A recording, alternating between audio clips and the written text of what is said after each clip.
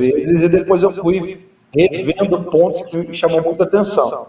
E o da solitude, eu lembro que eu tirei xerox, já dei para várias pessoas de formas pessoais. No celular, eu lembro que eu já tirei foto mandando para pessoas, dizendo, ó, você está precisando de transformar aqui, ó, solidão em solitude. Toma aqui para você ver. Então, é muito impactante mesmo. Todo cristão precisa ler esse livro. É uma almanaque da vida cristã. E é muito prático, né? Isso que eu acho que chama muita atenção. É muito prático e está tudo ao nosso alcance, né? E aí você vai lendo e fala assim, nossa, eu não estou fazendo nada, né? Eu tenho muita coisa aí, tem muito trabalho a ser feito. E eu até comentei em relação à solitude e à simplicidade, porque os outros assuntos é até comum a gente ouvir falar, né, sobre oração, jejum, o estudo da palavra em si, serviço, submissão, a gente encontra várias literaturas que abordam esse tema. Mas a solitude e a simplicidade, para mim, também foram as que mais chamaram a atenção. A simplicidade, então, assim, quebrou. Porque eu nunca tinha ouvido falar daquela forma, né? E até a adoração e celebração também mexeu aqui a igreja. Na verdade, cada domingo a igreja foi sendo muito mexida, né? Tem uma das alunas aqui, a dona Miriam, ela disse que lia o capítulo e falou assim, eu quero ver como é que o professor vai fazer com esse capítulo, quero ver como é que vai ser essa aula. E para vocês, pastor Tiago, depois o Márcio, qual foi o que mais mexeu com vocês, já que a gente está encerrando esse ciclo? Qual foi o capítulo que mais mexeu com vocês? Então, esse livro é aquele livro assim que te coloca na parede, bate em você, te mói, mas te dá uma esperança. Fala assim, olha, esse é o caminho, tem solução. Não está tudo perdido. Você vai ficando triste, poxa, não tô. De repente você vê uma luz no fim do túnel, poxa, então é só seguir esses passos que eu vou melhorando. E, olha, várias partes do livro mexeram comigo. A de simplicidade é um que eu acho que confronta demais por conta do materialismo da nossa sociedade, de tantas coisas que às vezes nos impulsiona. A gente está o tempo todo consumindo publicidade, as pessoas anunciando, e isso aqui é essencial, você precisa, um arrasta para cima atrás do outro. E na simplicidade você vê, realmente, será que isso é necessário? Será que eu preciso de tudo isso aqui para ser feliz, para cumprir meu propósito? Será que é isso que Deus tem para mim? Então, a simplicidade foi um que falou bastante comigo. A contemplação, que está lá junto com a solitude, eu também achei tremendo para você voltar a esse contato. Assim, eu sou uma pessoa muito urbana, né? Eu digo que a menor cidade que eu morei na minha vida foi Goiânia. Eu morei em Brasília, São Paulo e Goiânia. Então, só cidade com concreto para tudo quanto é canto. E quando fala da contemplação, você buscar um contato com a natureza, você ir para um local isolado, eram algumas coisas que eu já tinha feito várias vezes, de uma forma, até o Senhor me conduzindo, mas eu nunca tinha lido alguém escrever sobre isso, sobre essa importância. Não como disciplina, né? Isso, porque não como uma disciplina, exatamente. Essa semana, falando da publicidade, eu vi uma menina no Instagram falando assim, a publicidade nos anos 80, aí ela olhava e falava assim, você não é suficiente, compre o meu produto. Aí ela falou assim, a publicidade hoje em dia, você é suficiente, mas poderia ser mais, compre o meu produto. Então, o objetivo do mercado, do mundo, é vender, né? É te convencer que você não pode viver sem aquilo. E a gente precisa andar diante da palavra de Deus, né? Viver contente e satisfeito em todas as situações. Márcio, como é que foi a sua experiência? Como um todo, o livro ele fala muito com a gente, né? Porque são coisas básicas e fundamentais, mas quando a gente se debruça sobre o livro e começa a praticar, há um renovo espiritual na vida da gente, né? Então, assim, todos os capítulos falaram fortemente ao meu coração, na minha vida. Oração, eu falei, caramba, eu preciso orar mais, eu preciso buscar mais a Deus, né? Às vezes a gente entra num ativismo, numa rotina espiritual, entre aspas, e a gente esquece que nós precisamos evoluir mais, buscar mais. E obviamente, eu me preparei mais e busquei mais também na questão da submissão e do serviço, já que é um assunto que eu iria ministrar. Mas oração, o jejum, foram pontos fortes assim do livro, no meu entender. Legal. A gente teve um delay na transmissão ao vivo, então a gente vai novamente se apresentar aqui para você que está nos assistindo. Então, seja muito bem-vindo e não esquece de dar aquela curtida lá que nós falamos. Pastor Gustavo, pastor e professor do Carisma, está aqui conosco e envia aí para todo mundo que você conhecer, que a gente agora vai estar falando. A gente está falando sobre o livro e agora vamos entrar no assunto dessa live, que é a submissão e o serviço. Submissão é uma palavra, né, que às vezes até incomoda. Quando a gente foi dividir os temas, quem ia dar aula de quê, a gente tentou buscar ali as semelhanças. O Léo, né, ele é um adorador e tudo, então ele ficou com a parte de adoração e celebração. O Gabriel é um próprio nerd. Ele não vai ficar bravo comigo, não, né? Ele ficou e ele gosta, né, do momento dele ali. O Gabriel ficou com a parte do estudo e da solitude. E o Márcio, quando olhou para o Márcio, falou assim, cara, tem que ser militar, vai ter que ser. Bem que o Léo e o Gabriel também são, né? Mas para o Márcio sobrou aí essa parte da submissão. E é uma palavra que só de falar incomoda, né? Você acha por quê, pastor Gustavo, que falar sobre submissão é algo que dá até um comichão assim na gente? Se nós formos a natureza que o homem adquiriu pós o ato do pecado, essa natureza pecaminosa é completamente avexa à submissão. Mas se nós voltarmos para a palavra, né, e olharmos para o modelo do nosso Senhor, nós vamos entender que tudo ele fez na sua vida e ministério terreno através da obediência. Então o homem se perdeu pela desobediência, caindo na proposta de Satanás de rebelião, que começou numa alta exaltação. Quer dizer, alguém que era submisso, foi construído, foi criado por Deus, com identidade bem definida, com missão, para poder glorificar o Senhor. E em algum momento, né, ele teceu no seu próprio coração, como diz lá em Isaías capítulo 14 e Ezequiel 28, para quem entende, acredita nessa versão teológica. Então, nós entendemos que ali alto, como é que a gente fala, que eu acabei de falar, perdão, Exaltação, alta exaltação. Perdão. A gente fica nervoso para participar do podcast tão bonito desse, tá vendo? A gente e aí a tá alta aqui, exaltação é completamente oposto à natureza de Cristo. Então, assim, enquanto o nosso coração voltado ao Senhor em Cristo tem prazer nesse lugar de submissão, a carne não, a natureza pecaminosa que ainda habita no nosso corpo não quer, e mais, o sistema que está nos cercando, né? O sistema do mundo, as tentações do adversário, todas as propostas do mundo, elas são contra a submissão a Deus, a sociedade em que vivemos, a família que nós fazemos parte, que foi constituída, e por isso, então, o mundo está nesse caos que nós estamos vendo aí. É só olhar para as notícias e ver, por causa da dificuldade, a falta da revelação da submissão bíblica, o quanto a sociedade está prejudicada, né, por causa disso. Parece que a regra é não ter regra, né? E se a regra for não ter regra, as pessoas vão se rebelar contra o não ter regra. Então, agora queremos regras.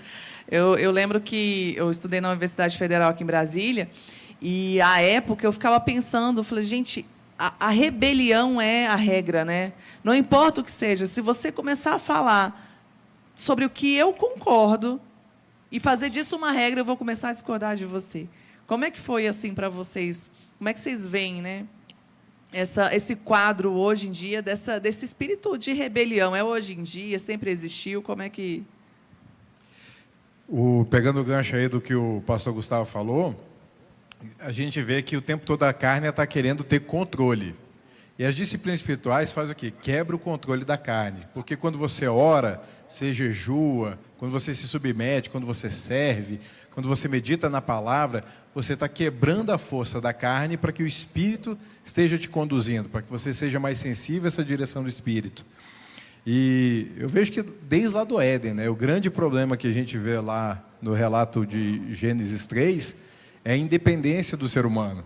Porque Deus foi lá e colocou duas árvores no meio do jardim, a árvore da vida e a árvore do conhecimento do bem e do mal, e falou, você pode comer de todas as árvores, não apenas da árvore da vida, mas de todas as outras árvores.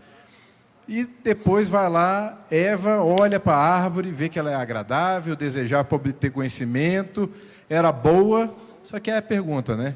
Qual árvore naquele jardim que não era boa? Tudo que Deus fez era bom. Então, todas as árvores lá eram ótimas, eram maravilhosas, e a tentação, a independência, né? Eu quero fazer do meu jeito, eu quero fazer do jeito que eu acho que é melhor. Aí Eva foi lá, comeu, deu para o marido que também comeu, e eu vejo que a independência está na raiz do pecado, né? E está ligado com orgulho. Porque quando uma pessoa é orgulhosa, ela é independente, ela quer fazer tudo, quer mandar no nariz dela, quer fazer tudo do jeito que ela quer. Eu vejo que esse é o problema da raça humana desde sempre. Né, Márcio? O que você pensa? É verdade. Complementando isso que os pastores falaram, a gente vê também que quando fala em disciplina, as pessoas recebem como algo negativo, como algo que vai me proibir de fazer alguma coisa, ou então vai determinar para mim aonde eu devo ir. E aí vai em contra a questão da independência, né? Então, o ser humano, a natureza pecaminosa faz com que a gente lute todos os dias contra esse espírito de querermos sermos independentes de tudo, inclusive de Deus, né? E a gente começa a questionar, mas por que Deus falou isso na Bíblia? Por que na Bíblia tem isso? Né? Aos meus próprios olhos é legal, é bom, é interessante, mas Deus, por que Deus faz isso? Né? Então, a autoindependência, né? Essa independência que o ser humano busca, sempre foi o desafio, né? Sempre foi motivo de lutas, de guerras, né? De levantes e a consequência do pecado também. Deus sempre tem o melhor para nós. O caminho de Deus é bom, é perfeito, é agradável, mas a natureza pecaminosa que está em nós, por causa do Éden, por causa de Adão, Eva, e a própria independência de Lúcifer, né? Ele quis ser maior que Deus. Ele era um anjo, ele era um querubim de luz. Ele tinha tudo que ele podia, mas ele quis ser independente da autoridade de Deus. Então, é algo que vai contra a nossa natureza pecaminosa. E a gente vai acabar caindo na mesma caixinha, né, do orgulho e da humildade. A gente vai conseguir ver que a fonte de todo pecado é o orgulho e a fonte de toda virtude é a humildade. Engraçado, ontem eu estava no Kids, estava com as crianças ontem, e a gente estabeleceu ali um limite entre o lugar que as crianças ficam e o palco, porque estava tendo uma frequente invasão. E a gente estava perdendo um pouco o controle ali da organização. Então, ontem eu peguei uma fita, passei a fita de lado a lado, e antes de começar o culto com as crianças, eu falei assim, vocês sabem o que significa essa fita? O nome dessa fita aqui é limite. Eu falei, os limites são bons? Aí eles, não. Aí eu falei, e se tiver uma cerca na beira de um abismo, esse limite é bom? Esse é. Por quê? Porque se você ultrapassar, você morre. Então, aí eu fiz eles repetirem umas 3 vezes. Repete comigo, limites são bons, limites me protegem. Isso não quer dizer que a gente tem que gostar dos limites, porque a nossa natureza vai impedir que a gente, né, desfrute, né? Que maravilhoso, estou sendo limitado. Mas, quando você entende o propósito, você se sujeita a isso mais fácil. Se vocês ultrapassarem essa linha aqui, vocês não vão morrer. Mas essa linha aqui vai treinar vocês a respeitar os limites maiores que a vida vai colocar, que o Senhor vai colocar para vocês. E o pastor Gustavo falou algo sobre entender, né? Quando a gente foi criado com uma missão. E eu queria falar um pouco agora como que a importância da submissão no Evangelho. Eu acho que quando a gente começa a olhar para o fator principal, né, para a base da submissão, acaba ficando mais fácil a gente se sujeitar, porque, na verdade, a submissão é você estar debaixo de uma missão, você foi designado a algo. Então, quando você se sujeita a isso, você obedece, você faz com que esse princípio, com que essa missão seja cumprida. E aí, eu acho que é mais fácil se sujeitar. O que você acha, pastor Gustavo? E emendando, pode falar qual a importância, qual o lugar que a submissão ocupa dentro do Evangelho de Cristo? É boa, né? Se nós voltarmos para a origem, na verdade, a nossa origem não está no pecado. A nossa origem está em Gênesis 1, 26 e 27. A Bíblia diz, e disse Deus, façamos o homem à nossa imagem conforme a nossa semelhança. A primeira declaração de identidade do homem é ser imagem e semelhança de Deus. E na mesma declaração de identidade, o versículo continua, né, dizendo, tenha ele domínio sobre os peixes do mar, sobre as aves dos céus, sobre os animais domésticos, sobre toda a terra, todos os répteis que rastejam pela terra. Na nossa identidade, imagem e semelhança, Deus nos deu a autoridade para poder cumprirmos E qual era a missão do homem desde a sua criação? Esse homem foi criado para ser pleno em comunhão com Deus. Por isso, imagem e semelhança. Né? A gente fala no carisma que Deus nos fez mais próximos de si mesmo possível. Deus é Espírito, nos fez seres espirituais à imagem de Deus que é Espírito, nos habilitou com uma alma fantástica, né? Com mente, vontade e emoções, nos colocou para habitar num boneco de barro, nosso corpo. E esse homem, então, desde a criação, no propósito de Deus, ele está pleno com Deus, pleno consigo mesmo, pleno com o próximo, né? Que vai ser Eva e depois iria uma geração de todas as famílias sobre a terra, se multiplicando sobre a bênção de Deus. E Deus deu ao homem autoridade para representar a Deus sobre toda a criação.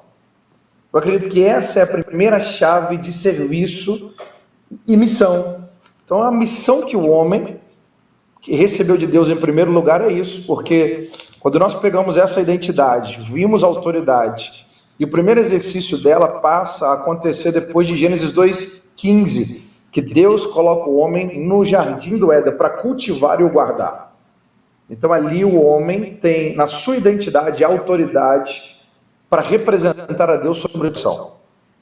Ali o homem está na natureza em obediência, em submissão ao Senhor. E aí a pastora Natália pode ter muito mais habilidade do que eu para falar, mas no Kids a gente sempre tem que responder essa pergunta, né? Por que Deus coloca uma árvore chamada árvore do conhecimento do bem e do mal em acesso no Éden, se Deus sabia que o homem cairia? E aí exatamente a resposta é, bom, para Deus nos fazer a sua imagem e semelhança, ele tem que nos fazer seres com capacidade de escolha.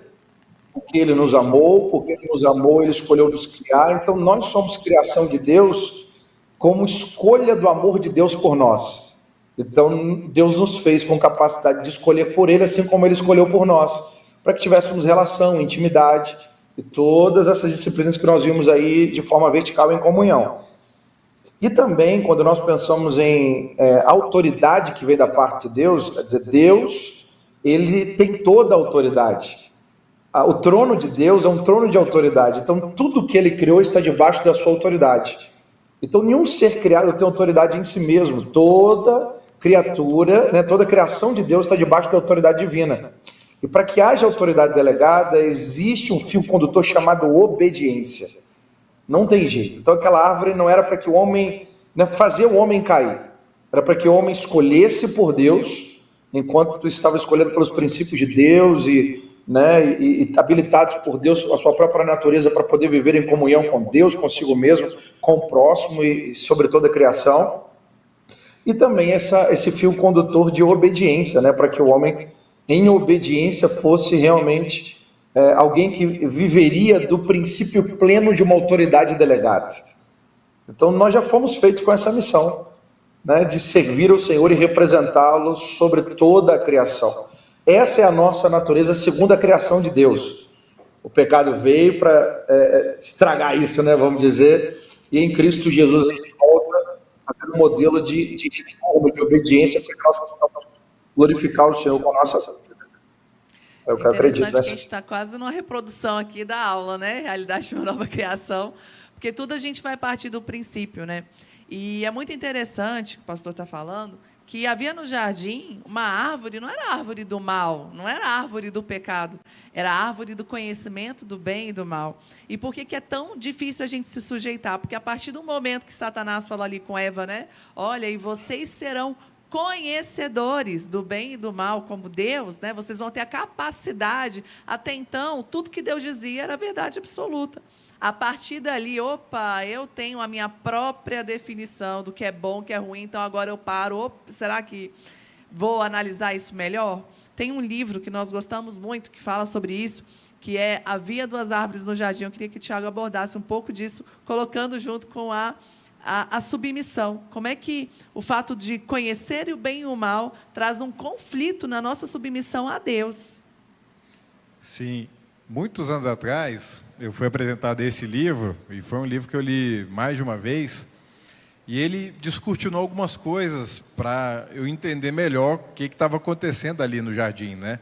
Então tinha essas duas árvores no centro do jardim, a árvore da vida e a árvore do conhecimento do bem e do mal, e não era a árvore do conhecimento do mal, era a árvore do conhecimento do bem e do mal. Então tinha uma parte boa, tinha uma parte agradável, sedutora nessa árvore. E é aí que está a tentação. A tentação está na parte boa desse fruto. Quando a gente olha o lado bom, quando a gente começa a olhar para o pecado e ver, não, mas não é tão feio assim, na verdade está até meio legal. Será que é ruim mesmo? Será que vai dar problema? Será que isso aí vai gerar morte? Eu acho que não. E aí a pessoa, quando começa a olhar para o lado bom do pecado, aí que ela cai. Porque é a sedução. E ela não entende. Porque quando Deus falou, não coma dessa árvore porque você vai morrer. O fruto é envenenado.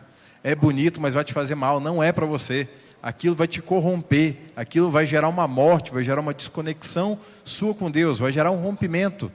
Aí quando vai lá e come, e eles experimentam a morte instantaneamente. E não é a morte física, né? Porque a gente pensa, poxa, mas eles continuaram andando, eles não morreram. Aí que é o problema, né? Eles morreram. Eles começaram a ser os primeiros Walking Deads. Eles começaram a estar vivos mortos, que eles estavam vivos por fora, mas a conexão com Deus tinha sido rompida. E aí eles se apartaram de Deus. E esse é um problema do pecado, né? Que a partir, o pastor Gustavo foi perfeito na colocação, Deus nos criou com o propósito de exercer influência, de dominar, de administrar, de zelar pelo jardim. Só que a partir do momento que o pecado entrou, gerou essa ruptura, a gente começou a fugir de Deus. E quando a gente vai ver a história da Bíblia, não é a história do homem buscando a Deus, é a história de Deus buscando o homem. É Deus indo atrás do homem que estava fugido, estava envergonhado, estava abatido, estava se afundando cada vez mais no pecado. Deus vai lá, sempre arranja uma provisão, Deus vai lá, sempre envia um mensageiro. Deus sempre está buscando o homem. E quando Jesus disse, né, não foram vocês que me escolheram, mas eu os escolhi. É o Senhor quem vem atrás da gente. E a gente tem que ter essa resposta, a gente tem que ter essa sinergia para o chamado de Deus. Essa reconexão, que aí eu falar desse assunto aqui perto do pastor Gustavo, vou até limitar minhas palavras, né, que o pastor Gustavo, ele que me ensinou isso, na realidade da nova criação, como que Jesus veio trazer essa restauração desse propósito original, trazer essa reconexão e tirar essa barreira que nos separava de Deus e dos outros também, né? Porque o pecado não apenas nos separa de Deus, mas nos separa de todo o propósito de Deus, e o propósito de Deus fala em relacionar e servir pessoas. Então, esse livro fala disso, né? Como que aquele fruto era envenenado, e esse fruto representa o pecado, né? A autossuficiência do ser humano que gera essa ruptura com o plano de Deus. Vou falar que o pessoal sempre pergunta, a gente sempre fala de muitos livros aqui. Esse livro se chama Havia Duas Árvores no Jardim, é do Rick Joyner, mas eu tenho uma notícia ruim para te dar, que ele não é mais impresso no Brasil, ele só tem em inglês. Então, se você aí é capacitado para fazer uma leitura em inglês, você pode baixar ele no Kindle e ler. Pastor Gustavo conseguiu um exemplar muito exclusivo, né, pastor? Um super presente de vocês. Falei, não, cara, esse livro tem que chegar nas mãos do pastor Gustavo, porque ele é extraordinário. Mas você pode procurar por ele aí em inglês. Márcio, a Bíblia fala o seguinte: sujeitem-se às autoridades, porque toda autoridade é constituída por Deus. Mas também diz, sujeitem-se uns aos outros. Como que a gente vai abordar isso agora, né? Falando sobre a sujeição à autoridade, é algo que a gente consegue entender muito bem. Né, consegue entender que existe uma autoridade delegada, existe uma autoridade constituída, seja ela secular ou dentro da instituição da igreja. Isso aí é bem tranquilo a gente entender, apesar de não ser tão fácil sujeitar sempre. Mas a Bíblia também fala de sujeitai-vos uns aos outros. Como é que a gente pode abordar e falar sobre isso? Bom, a autoridade é o princípio que rege o mundo, né? A autoridade é o próprio Deus. É por causa da autoridade de Deus que todas as coisas foram organizadas, né? Então a gente observa que até na natureza tudo está organizado porque Deus regiu, criou tudo de acordo com a autoridade, né? A gente vê, por exemplo, o mar, ele não invade a terra totalmente porque há um limite para ele. Então o princípio da autoridade ele veio desde a criação. E quando traz para o contexto, né, de corpo de Cristo, de igreja, de nós andarmos de acordo com a palavra do Senhor, a palavra do Senhor vem trazendo para nós esse princípio de autoridade, primeiro de sujeitar ao Senhor, né? A autoridade de Deus ela é absoluta, ela é total, a autoridade de Deus ela não é questionada, e o Senhor ele vai então trazendo para nós algum entendimento sobre o que é autoridade. Então, e sobre os níveis de autoridade. E eu quero falar um pouquinho aqui de alguns níveis de autoridade, né? Então, o primeiro nível de autoridade é a autoridade soberana, que é a autoridade de Deus. Ele é a autoridade absoluta, total e restrita, né? Ele nos criou, conforme está lá em Gênesis 1, 26 e 27, conforme o pastor Gustavo falou, né? Façamos o homem à imagem e semelhança, a nossa semelhança, e nós fomos criados para expressar essa imagem e semelhança de Deus. Quando o homem pecou, o diabo ele tentou frustrar esse plano, quebrar essa autoridade, quebrar o propósito inicial do Senhor, de Deus na criação, mas ele mesmo, o próprio Deus, ele criou a resposta para o pecado que foi Jesus. Em Gênesis mesmo nós vimos que ele já ali iniciou a graça, quando ele falou que da descendência da mulher nasceria um que esmagaria a cabeça da serpente, né? Ele estava falando de Cristo, de Jesus, né, que viria resolver o problema. Então a autoridade, ela vem justamente em contraponto ao pecado, porque o pecado, a palavra pecado é desviar o alvo, né? É sair da direção correta. Então o diabo ele quer que o ser humano quebre o princípio da autoridade, que desobedeça a autoridade, ou seja, a anarquia, né? O que o diabo ele prega, o que ele faz é anarquia. Então nós temos que entender que a autoridade é um princípio de Deus e que nós temos que buscar estarmos alinhados a essa autoridade. Então o Senhor ele começa a estabelecer inúmeras autoridades. Então nós vemos o segundo nível de autoridade, que é a autoridade da palavra, é a forma que nós temos acesso à autoridade soberana, que é o Senhor, né? Então, e vem depois outros níveis de autoridade, a autoridade delegada, que é o corpo de Cristo, né? A Bíblia fala que nós somos embaixadores do reino de Deus, ou seja, nós falamos em nome de um rei, em nome de um governante, que é o Senhor dos exércitos, que é o Senhor Todo-Poderoso. Então, quando nós nos submetemos a essa autoridade, Ele também nos dá essa autoridade para falar no nome dEle. Amém. E quando é o conflito, pastor Gustavo? Quando a autoridade constituída sobre nós nos ordena algo que está diretamente contra a palavra de Deus. Acho que essa aí eu vou passar para o pastor Tiago ou o pastor Márcio, né? Porque essa não é fácil, não. Se comprometer, não. Na verdade, eu vou complementar o que o pastor Márcio estava dizendo de forma excelente. É um conceito que o Watchmani trouxe para nós de uma clareza muito grande, né? Nós temos os níveis de autoridade. O primeiro é a autoridade soberana, como o pastor Márcio disse. Depois vem a palavra de Deus, que é a verdade, o próprio Deus expresso pela sua verdade. Depois fala sobre a consciência, né? Consciência do homem como imagem e semelhança de Deus. Agora, uma consciência do cristão ainda mais, né? De forma como um instrumento adequado para discernir mesmo a verdade de Deus de forma íntima. Depois vem a consciência, a autoridade delegada, e aí nós temos a autoridade dos costumes, dos contratos, né? E aí vai. Então, assim, se nós pegarmos esses níveis de autoridade, quando há, por exemplo, uma autoridade delegada, que é alguém revestido de uma autoridade sobre as nossas vidas, seja no cunho civil, seja eclesiástico, seja familiar, se essa pessoa tem uma autoridade delegada de Deus sobre a vida dele, mas nos dá uma ordem, um comando, uma direção para que possamos fazer algo que vai infringir a autoridade soberana de Deus, a palavra de Deus ou a nossa consciência cristã, segundo as Escrituras, nós temos autoridade para, em submissão a essa autoridade, sermos desobedientes a essa ordem que está fora dos primeiros níveis maiores de autoridade de Deus sobre as nossas vidas.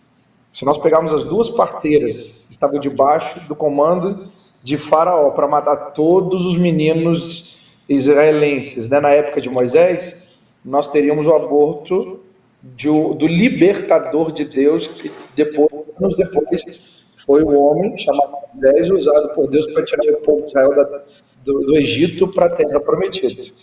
Se nós pegarmos Sadraque, Mesaque e Abednego, né, na época de Nabucodonosor, que recebeu um comando direto para se prostrar em adoração àquele rei durante aquele, né, o comando, né, de se dobrarem, eles não poderiam fazer aquilo, estariam em rebelião, mas não estavam talvez em submissão à lei, mas foram contra um dito que era fora da autoridade de Deus, né? Aquela que é a primeira autoridade soberana, da palavra, da consciência, e aí a quarta seria uma autoridade delegada. Então nós temos vários exemplos disso, o que nós podemos chamar de forma moderna, que seria uma desobediência bíblica, nunca insubmissos, porque alguém pode até praticar uma obediência de forma insubmissa, é aquela expressão de fazer o certo de forma errada, né? A gente perde a motivação de adorar o Senhor. Paulo mesmo disse várias vezes que nós devemos não fazer a homens, mas fazer a Deus, enquanto nós servimos os nossos senhores aqui na terra. Então é submissão, é a motivação correta, de reconhecer a autoridade de Deus sobre a vida de alguém, mas em momentos em que eu preciso obedecer, né, aquela clássica fala que às vezes você está debaixo de um pedido de um patrão para atender o telefone e dizer que não está, mas ele está na sua frente. Que ele precisa ser tratado antes, ser conversado, para que não haja essa mentira de forma tão clara. Eu ia falar exatamente sobre isso. Quero nomes, quero exemplos. E queria que vocês contassem aqui para a gente exemplos práticos, situações que vocês já viveram, em que vocês tiveram esse conflito, né? Que a gente olha para algo tão forte, né? Que é o exemplo de Daniel, é o exemplo de Sadraque, Mesaque e Abdinego ali, e é uma vivência que, graças a Deus, nós não temos hoje, né? Não vou falar ainda, porque a gente vai entrar em outro debate aí, deixa para lá. Mas a gente não tem essa experiência, e às vezes fica muito distante a gente observar isso. E quando a gente traz os nossos exemplos, vai entender, de fato, que você já passou por isso, e como é que foi que você lidou com esse conflito de sujeição e submissão. Quem quer começar, Márcio? A gente vê muito isso na Bíblia, conforme o pastor falou, e eu vejo um exemplo também muito clássico, é Davi e Saul, né? Então, Saul era uma autoridade delegada por Deus, mas ele desobedeceu e ele perdeu essa autoridade porque ele afastou-se de Deus. Mas Davi, ele sendo temente a Deus, ele não ousou, né? Ele fugiu daquela autoridade, ele não ficou próximo daquela autoridade, não obedeceu àquela autoridade, mas ele saiu de perto daquela autoridade. Ele saiu de perto daquilo que é errado. Então, o desafio para nós como cristãos, a gente vê que nesse mundo hoje, onde tudo é relativo, né, o relativismo, tudo é relativo. Não, veja bem, não é mentira, é só omitir a verdade. Não é isso, não é aquilo outro, porque, veja bem, não é bem isso, o mundo está evoluindo, né, novos tempos. E, assim, se você tem que dar muita explicação... já suspeita que está errado, né? Exatamente. Então, a gente vive nesse paradoxo, vamos assim dizer, né? Não é um paradoxo porque a gente conhece a palavra, mas para o mundo parece um paradoxo. Mas, assim, de experiência própria, eu já vivi vários, né? Até um fato simples, né?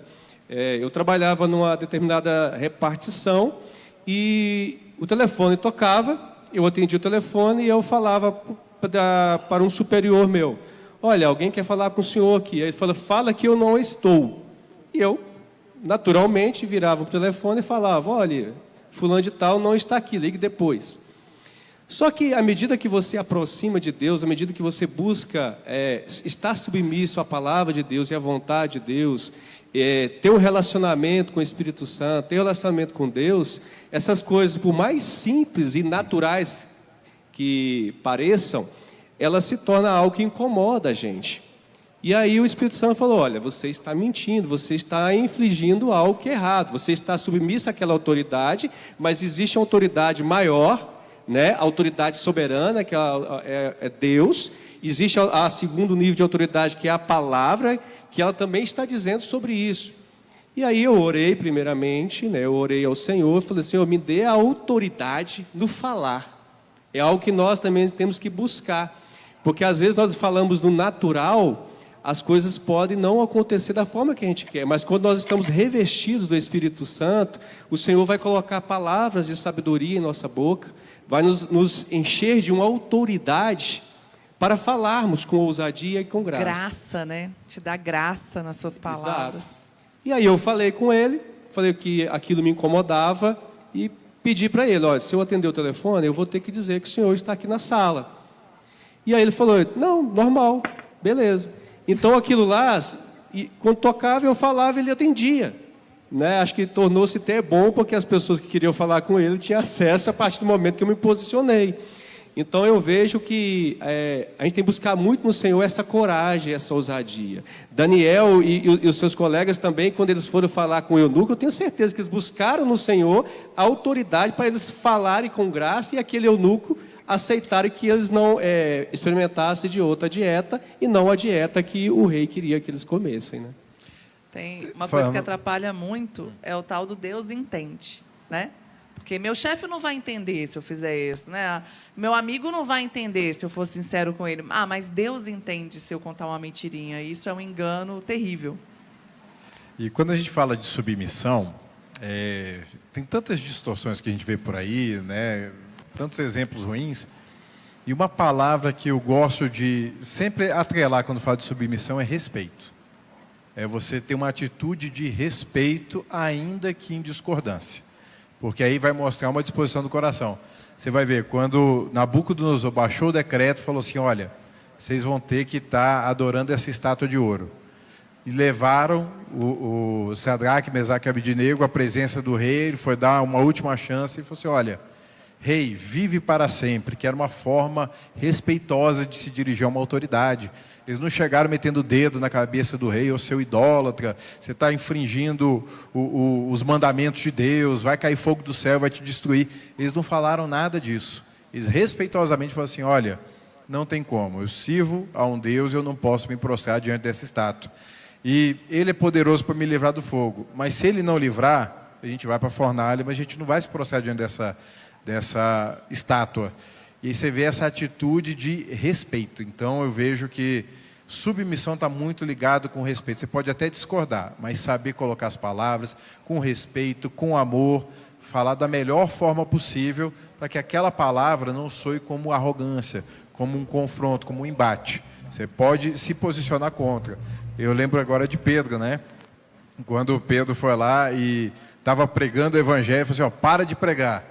Aí foi lá, deram uma chicotada nele, aí ele voltou a pregar. Eu falei, eu já não falei para você parar de pregar? Eu falei assim, olha, julgue você, antes eu devo obedecer a Deus ou aos homens? Então você vê uma atitude de respeito, mesmo diante de uma autoridade que estava totalmente errada. E Pedro continuou pregando a palavra, foi contra, mas a atitude de respeito que ele se dirigiu aos saduceus é algo que destaca, que chama muita atenção. A gente tem que ter cuidado também para não usar disso para camuflar o nosso espírito rebelde, né? Assim, não, mas é a Bíblia, e ressaltar esse espírito rebelde. A gente viveu uma vez uma experiência de uma submissão, uma obediência camuflada. Uma pessoa tinha um alto cargo aqui em Brasília, e era cristão, o Tiago vai lembrar dessa história, e ele falou o seguinte, queridos, crente não pode mentir, eu sou crente, eu não minto. Tem lá no meu não vou falar, eu ia falar outra coisa. Lá no meu escritório, né? Às vezes as pessoas me ligam e são pessoas que eu não estou querendo falar, eu não vou mentir. Então o que eu faço? Eu coloco a minha secretária e ela fala que eu não estou. Olha que tristeza, o exemplo e o comportamento de um cristão, né? E pastor Gustavo, como a gente olhar para essa sinceridade, né, da sujeição, ela tem que ser sincera, né? Às vezes você pode estar obedecendo, mas insubmisso. Como é que isso pode acontecer? Tem um livro do John Bevere chamado Debaixo das Suas Asas. Exatamente. Que tem um capítulo só para falar sobre a diferença de obediência e submissão. De forma muito simples, eu posso dizer que submissão seria a postura do coração, enquanto a obediência seria a ação, a execução em si. Eu acho que ele fala com uma profundidade muito maior. Mas se nós pegarmos isso, é aquela história do adolescente, né? Quando você fala algo com ele, e ele, por causa do medo da punição, ele diz, eu vou fazer, mas por dentro eu não estou fazendo. Então, assim, eu acho que quando nós queremos honrar o Senhor, honrando um próximo, que é esse lugar de submissão, a obediência, ela pode realmente se tornar uma expressão de honra, ou eu continuo honrando mesmo desobedecendo, mas eu continuo em submissão àquela autoridade que está sobre a minha vida. A gente tem vários exemplos sobre isso, né? Mas é tão importante quando a disposição do nosso coração está para honrar o Senhor, né? Em Filipenses, no capítulo 2, no versículo 3, ele diz: nada façais por partidarismo nem por vanglória, antes considere uns aos outros superiores a si mesmos. É interessante que depois vai falar de um dos textos mais poderosos da Bíblia, quando no versículo 5, ele vai dizer: tendo em vós o mesmo sentimento que houve também em Cristo Jesus, pois ele sendo Deus, não usou como ser igual a Deus, antes as milhões se esvaziou, né, tomando a forma de servo, em semelhança de homem, e em figura humana foi obediente até a morte e morte de cruz. Então Paulo, ele introduz essa obediência de Cristo para dizer que nós não devemos fazer ao outro só para vantagem própria, mas que a gente deve considerar o outro superior a si mesmo. Não é uma expressão de inferioridade minha em relação ao outro. É por aquilo que eu tenho como instrumento de honra, o outro seja digno de receber primeiro do que eu. Então, quando eu faço isso, é o texto que nós podemos lembrar de sujeitar-vos uns aos outros, né? A construção, ela está lá em Efésios capítulo 5, começa lá no 18, que diz: não embriagueis com vinho em que há contenda, mas enchei-vos do Espírito Santo. Aí ele vai falando sobre hinos, sobre cânticos espirituais, sobre salmos, e ele vai fechar aquele bloquinho, né, que foi do título, que foi o capítulo, cara, e aí ele fala que deve se sujeitar uns aos outros. Esse é o versículo 21. E o 22 fala que a esposa deve ser submissa ao marido como a igreja ao Senhor. E o 25 fala sobre que o marido deve amar a esposa, assim como Cristo amou a igreja. Então, cada um tem o seu papel de honra ao outro. Quando isso é preenchido, então esse coração de submissão, ele aparece em todo o tempo. Mesmo que haja alguns momentos que você vai pontualmente desobedecer uma ordem direta porque ela está contra a autoridade divina sobre as nossas vidas. Agora, ao contrário também é real. Se a gente não tem essa disposição de honrar o outro no propósito que o outro carrega, ou qual autoridade que ele carrega em Deus, quem ele representa para as nossas vidas e sociedade, ou vida de igreja, a gente vai querer fazer isso logo, né? Obedecer externamente, querer resolver logo a tarefa, mas o coração está assim: se eu estivesse no lugar dele eu faria diferente, se eu estivesse no lugar dela eu faria diferente. É uma estrutura de rebeldia interna em todo o tempo. Então, quando Paulo diz: tendo em vós o mesmo sentimento que houve em Cristo Jesus, aí ele fala do caminho da cruz, né? Enquanto a cruz foi recompensada pelo próprio Pai em dar a Jesus o nome acima de todo nome, quer dizer, esse é o verdadeiro caminho de autoridade, a submissão em obediência. Aquele que se humilhar será exaltado, aquele que se autoexaltar, né, será humilhado. Então, é para nós uma lição. Não adianta sermos obedientes de fora se o coração estiver insubmisso em todo o tempo.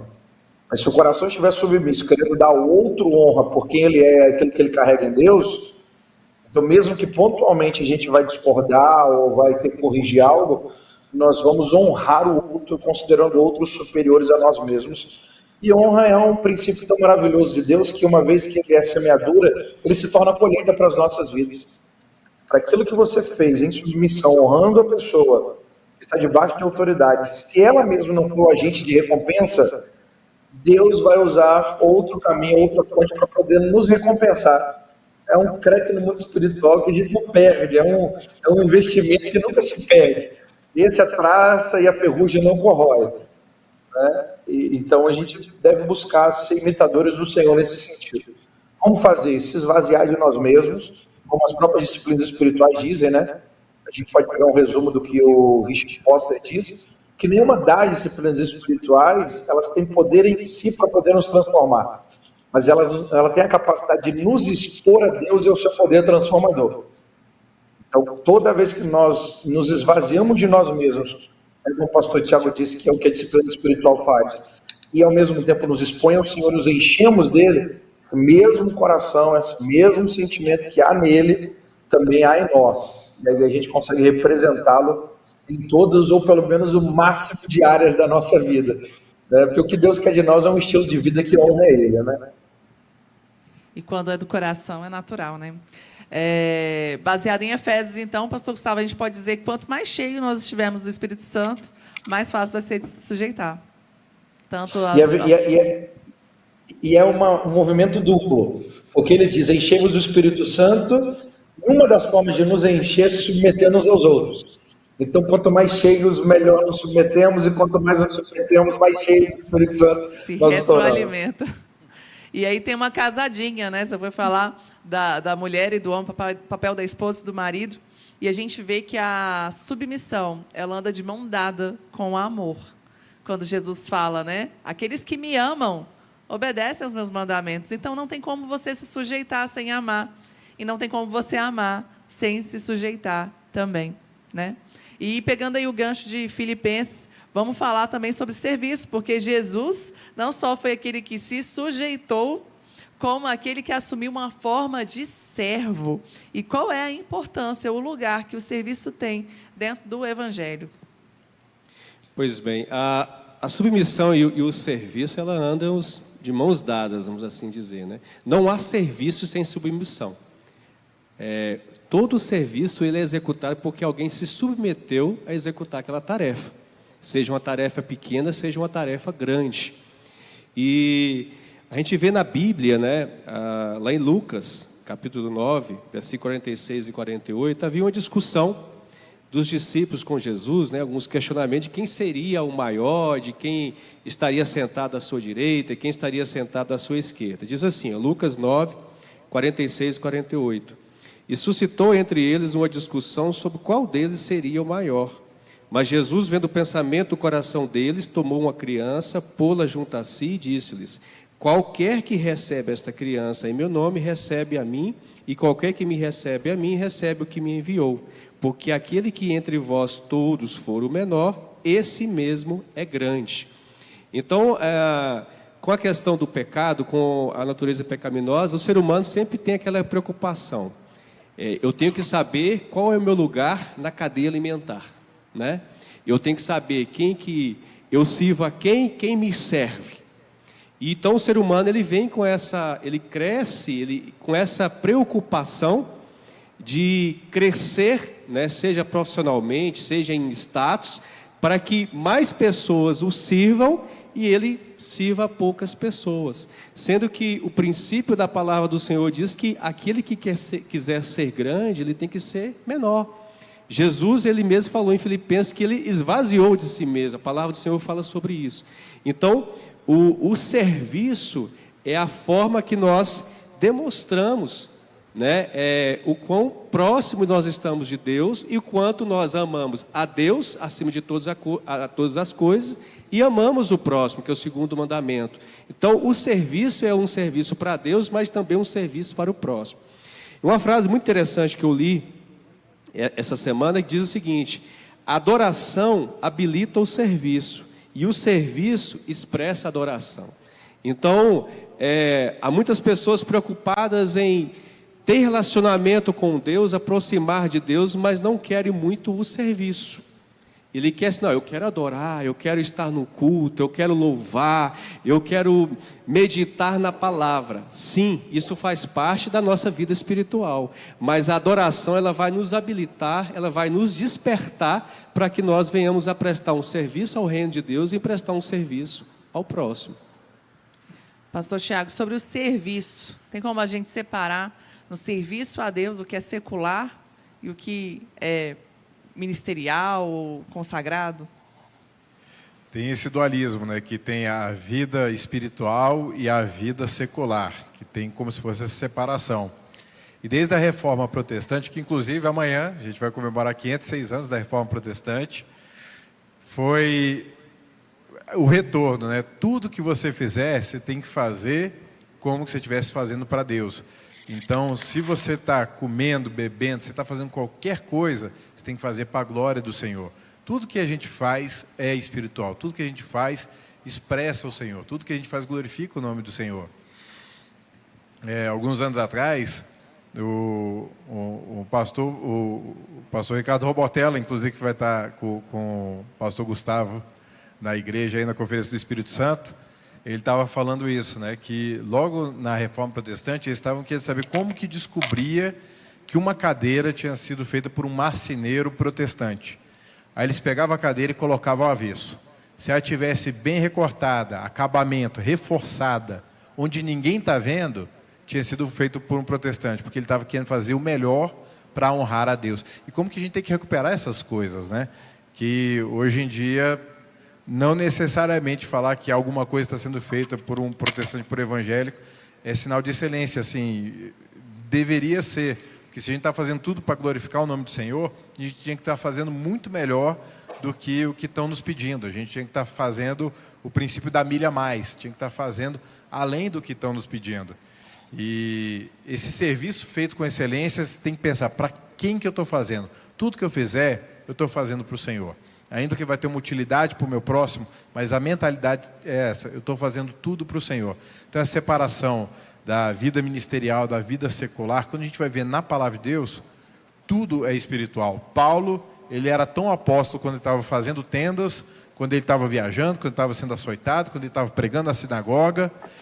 O tempo todo ele estava fazendo o melhor para Deus. Então, toda a nossa vida tem que expressar, tem que ser esse serviço de excelência ao Senhor. Deus vê o fundo da cadeira do mesmo jeito que ele vê a frente da cadeira, né? É verdade. As pessoas não veem, mas Deus está vendo. E esse temor que tem que ter no nosso coração. Eu e o Thiago, nós somos servidores públicos. Tem uma coisa muito engraçada que acontecia às vezes lá em casa, quando a gente trabalhava presencialmente. Às vezes o Thiago chegava em casa com uma caneta e falava assim, amor, e essa caneta? É do erário, me dá aqui, deixa eu devolver. O que era do erário, foi por engano lá para casa, já tinha um nome, né? E essa fidelidade, né? O serviço é você entender que tudo que você fizer, faça como se fosse para o Senhor. Pastor Gustavo, se você quiser acrescentar qualquer coisa em relação a esse assunto, fique à vontade. E eu queria também que você falasse um pouquinho, porque o pastor também, pastor, professor, ele é pastor de igreja, né? Tem uma igreja que está junto ali com o pastor, ele está pastoreando diretamente uma igreja. E eu queria falar quando é que a gente consegue diferenciar o serviço ministerial, aquilo que o Senhor espera de nós, do ativismo ministerial, que é algo que o Senhor não gostaria que estivesse em nós. É um desafio para nós, né? Acho que se a gente pegar só o tema de serviço, nós teríamos um podcast aqui que ficaríamos até meia-noite para falar. Nós temos talvez um dos textos principais de serviço, quando aponta para Jesus, de Marcos 10, 45, que o próprio Jesus disse, né? O Filho do Homem não veio para ser servido, mas para servir e dar a sua vida em resgate por muitos. Então, a marca de Jesus na sua vida e ministério terreno era o serviço, era o seu amor através do serviço. E ele foi extremamente abnegado até a morte de cruz, né? Uma das principais formas de ele ter se doado é através do serviço. Quando nós olhamos o primeiro culto, né, expresso na Bíblia, em Gênesis capítulo 4, nós vamos ver que Abel foi dar da sua adoração, e a Bíblia diz, ele como pastor de ovelhas, ele deu das primícias do seu rebanho, da gordura deste, Deus se agradou dele, da sua oferta, ao passo que de Caim, né, Deus não se agradou porque talvez a expressão da falta da intensidade e da melhor motivação na adoração do serviço, né? Porque ele disse que, como homem do campo, ele disse que no final de um tempo, ele trouxe uma oferta ao Senhor. Então, assim, o serviço não é o que Deus espera em primeiro lugar, ele espera o coração do servo, o coração do adorador, mas não tem como adorador se doar a Deus se não for através do serviço, né? E aí a gente tem essa clássica história, né, o cenário de Marta e Maria. Jesus é recebido na casa de Marta e Maria, Marta recebe Jesus no primeiro momento. A Bíblia diz que talvez até por ser mais contemplativa, né, praticar mais a solitude, Maria se assentou aos pés do Senhor para ouvir a sua voz, e Marta vai indagar Jesus, dizendo, Senhor, o Senhor não se importa que me manda e me deixar de servir só? Ordena, pois, que venha me ajudar. É lógico que Jesus estava recebendo o coração de Marta através daquele serviço. O problema foi colocar o serviço acima da relação. Então, talvez uma das formas de nós respondermos que hora que o serviço ministerial se torna ativismo é quando o relacionamento, é quando o serviço é muito maior em tarefas do que o alvo do relacionamento. Então a frase simples é: serviço sem relacionamento gera esgotamento. Aí é ativismo. O ativismo é quando eu não tenho o coração do outro, no nosso caso aqui é o Senhor, para poder agradar. Eu quero até fazer como a igreja de Éfeso provavelmente se perdeu, porque ela caiu nas vantagens de ser uma igreja fiel. Então, a armadilha de ser tão fiel e viver pelos benefícios dela, que ela tinha perdido o lugar do amor a Deus em primeiro lugar como a motivação do seu serviço. Né? Então, a gente tem que sempre voltar o nosso coração dizendo assim, Senhor, aonde está o nosso coração para o serviço? Está para adorar ao Senhor? Então vamos intensamente servir, né, ininterruptamente. Aqui Lagoinha a gente sabe disso, né? Quando eu cheguei aqui na Lagoinha, o pastor que me recebeu falou assim, olha, aqui na Lagoinha você não deixa de fazer nada, você só acrescenta naquilo que você vai fazer de novo. Então, assim, é muito intenso o ministério da nossa igreja, mas a gente não se esgota quando de tempo em tempo nós nos lembramos a quem nós fazemos. E é interessante lembrar de Marta e Maria, depois da ressurreição de Lázaro, né, o capítulo 11, ele começa falando do clamor que fizeram para Jesus enquanto ele estava no lugar à parte, que ele tinha se retirado além do Jordão, e ele estava ali naquele lugar, e até que a notícia que Lázaro estava enfermo chega, ele não corre, ele fica ali, a gente imagina até uma direção do próprio Espírito Santo, e quando ele vai, Lázaro já está 4 dias morto. Jesus ele inunda esse cenário, né? Maria fica lá chorando, Marta vai abordar Jesus, ela até crê que Jesus pode ressuscitar Lázaro, mas ela teologicamente ela reconhece que vai ser nos últimos dias, e aí Jesus disse, eu estou aqui, né? Bom, resumindo, Jesus inunda aquele cenário de luto, de morte, de esperança, 4 dias morto, e ele ressuscita Lázaro dentre os mortos. E aquela casa onde era uma casa enlutada, né, uma mesa onde era uma mesa de luto, no capítulo 12 inaugura como uma mesa da ressurreição, uma mesa da celebração da vida. E a Bíblia diz que 3 personagens estão adorando o Senhor de forma direta. A Bíblia diz que Marta estava à mesa servindo os convidados. Lázaro estava também. E muitos foram lá não só para ver Jesus, mas para ver Lázaro em que Jesus tinha ressuscitado. E Maria, ela se retira do ambiente, eu imagino ela vai nos seus aposentos, ela pega o seu tesouro pessoal, que é o vaso de alabastro, né, com nardo muito caro, né, muito precioso, e não era um perfume que ela podia só abrir uma tampa, botar um pouquinho sobre Jesus ou sobre alguém que ela quisesse dar, não, ela tinha que quebrar aquele vaso como se utiliza uma ampola, né, era o caríssimo para um momento único. E era uma oferta sem retorno. Bom, quando nós olhamos para esse cenário, como é que Marta estava adorando Jesus? Através de atos de serviço. Então, quando nós servimos uns aos outros em nome do Senhor, estamos adorando ao Senhor através dos nossos serviços. Aí não é ativismo, é serviço ministerial. Quando nós olhamos para a vida de Marta, o serviço. Quando nós olhamos para a vida de Lázaro, eu fico imaginando cada um que entrava naquela casa para poder fazer parte daquela ceia, Lázaro tinha que recontar como era estar morto e ressuscitado por Jesus. Então, toda vez que a gente testemunha que Jesus nos tirou da morte para a vida, nós estamos adorando ao Senhor. E também nós temos a nossa devoção com os nossos tesouros, né? Com os valores, são os nossos dízimos e ofertas, ou a forma de nós promovermos a obra de Deus aqui nessa terra. Então, assim, o serviço está permeado em toda a vida cristã. Eu não consigo imaginar alguém que diz, eu amo o Senhor de coração e tenho mão remissas para Ele. Pelo contrário, a gente vai ver o verdadeiro fervor do coração de amar o Senhor. Lembra da restauração de Pedro, né? Depois da traição, Jesus ressuscita, aparece para ele e diz, Pedro, tu me amas? Amo, Senhor. Pedro, tu me amas? Amo, Senhor. Pedro, tu me amas? Amo. Aí aqui era um trocadilho com o nome, né? De Ágape para Filéu. Mas no final ele diz assim, então apacenta as minhas ovelhas. Em outras palavras, você vai provar que você passou a me amar como eu te amo, quando você cuidar daquilo que eu amo e valorizo. Então está muito ligado. Então, serviço sem relacionamento gera esgotamento. Mas se nós nos relacionarmos com qualidade, a expressão de amor principal talvez seja o serviço. Como o nosso querido pastor Márcio fala, trabalhar para Deus não cansa. O que cansa é o pecado. Então você está cansado, você está trabalhando para Deus, está cansado, para que você está fazendo errado. E você pode fazer muito mais sem se cansar. Talvez o que rompeu aí foi essa liga do relacionamento que está faltando. Lá em João 11, conta essa história que o pastor está falando, e fala assim, que Jesus amava os 3. né? Cada um ali está tendo uma representação. Maria representando ali a adoração, a entrega. Lázaro representando a comunhão, o relacionamento. E Marta representando o serviço. E Jesus ama os três. Só que você precisa colocar cada coisa no lugar certo, né? Quando uma coisa começa a sobrepor a outra, a gente entra num desequilíbrio.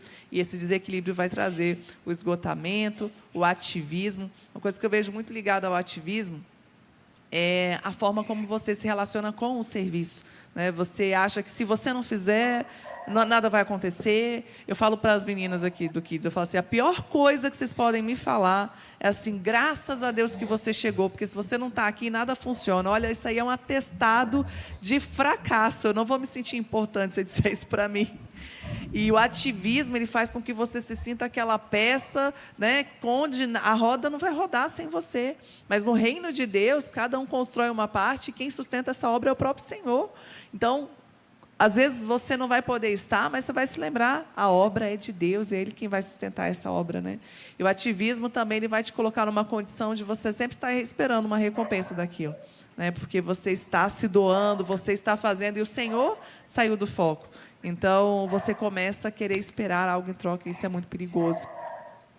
Pastor Tiago, você tem algum exemplo de ter entrado aí no ativismo? Como é que você fez para retornar, para parar, para colocar as coisas no lugar? Porque, inevitavelmente, a gente pode acabar caindo nisso, né?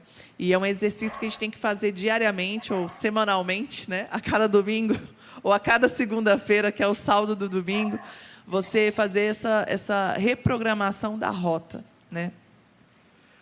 Já aconteceu várias vezes, né? Porque já são alguns anos aí de caminhada com o Senhor, e nisso daí já tivemos em situações em que todos os dias a gente estava envolvido em alguma coisa diretamente ligada à igreja. E isso daí com criança, com outras atividades fora também do ministério para fazer. E era uma cobrança, né? Porque era uma coisa que a gente se doava, a gente fazia, e tinha outras coisas também que eram colocadas assim para fazer.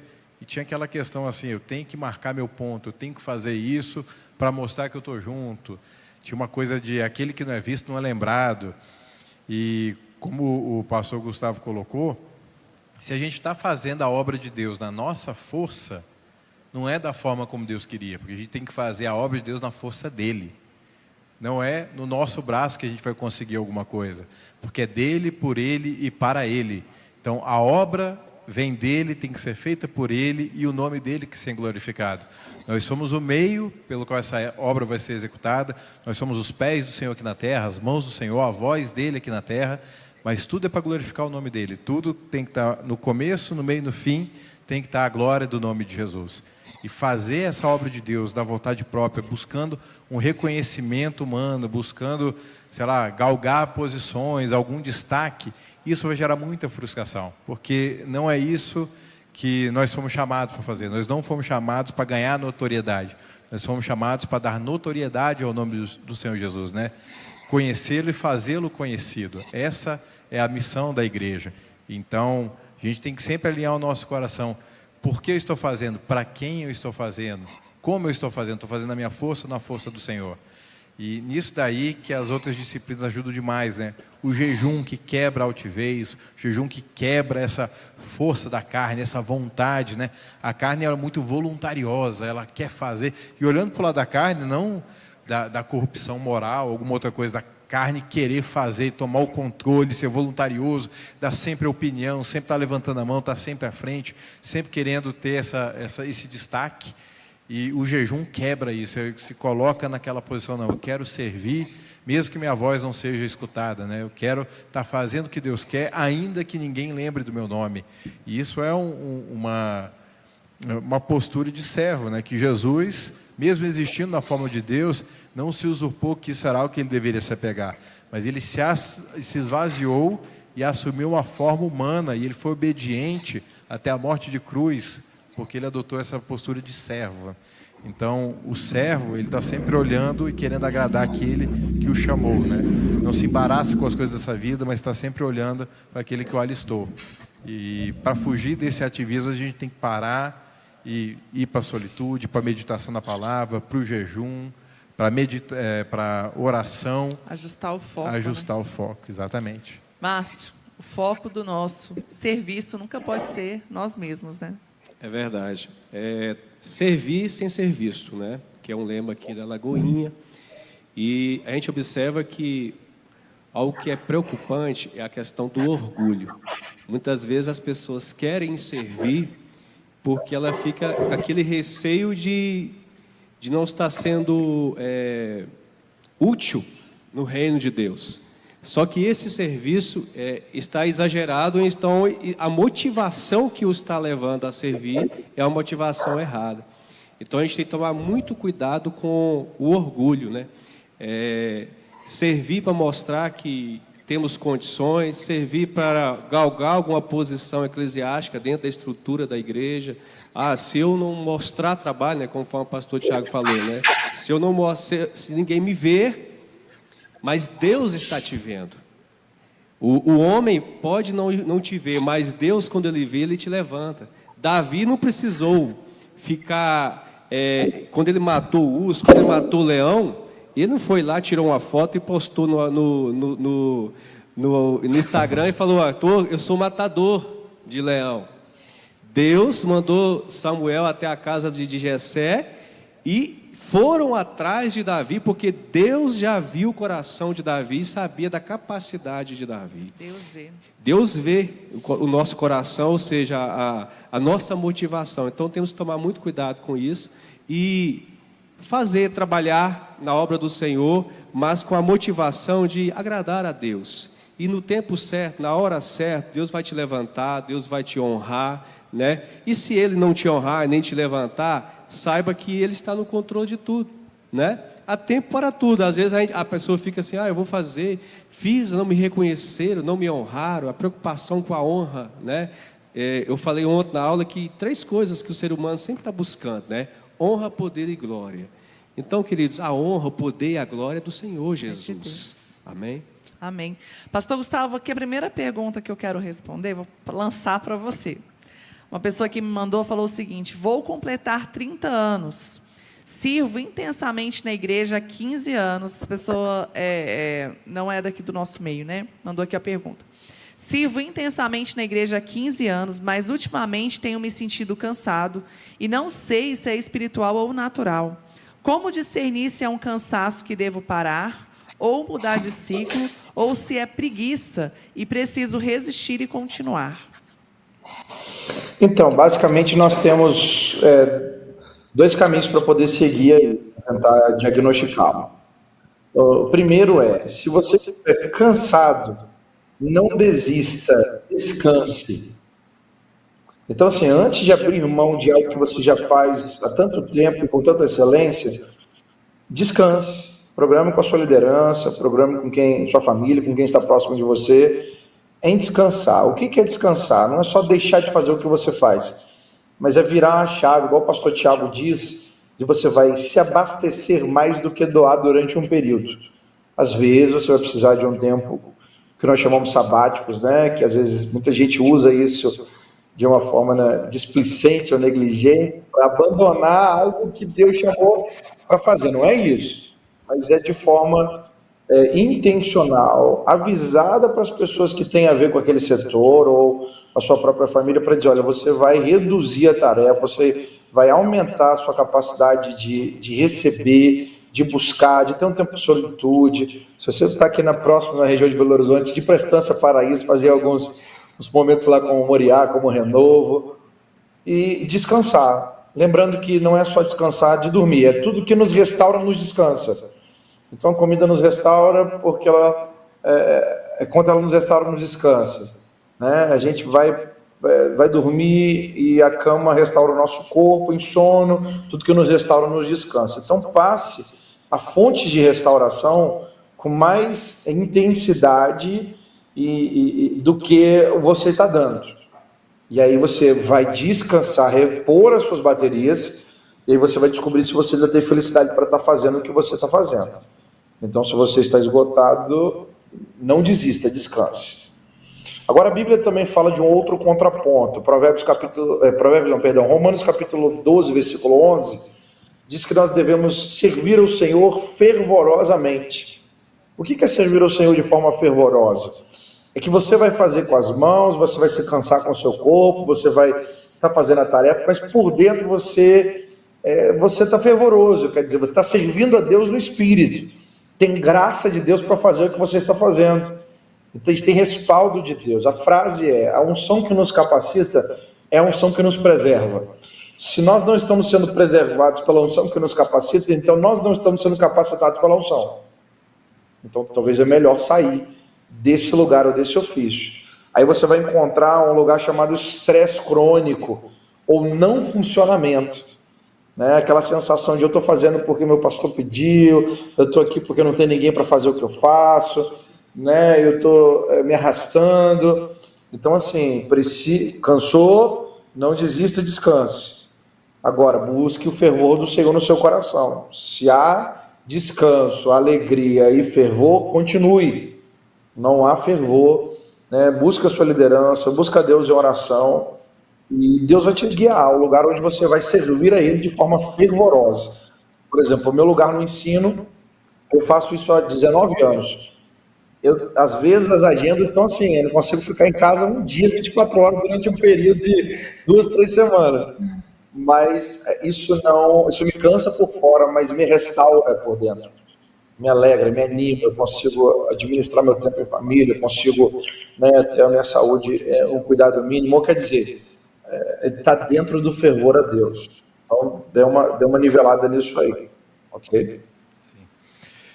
Tem uma coisa que eu gosto de falar, que quando a gente chega na igreja, a gente se apaixona por Jesus, a gente começa a descobrir a maravilha de estar andando no reino de Deus, vendo o resultado das nossas orações, a gente começa a abraçar o mundo, a gente começa a fazer de tudo um pouco.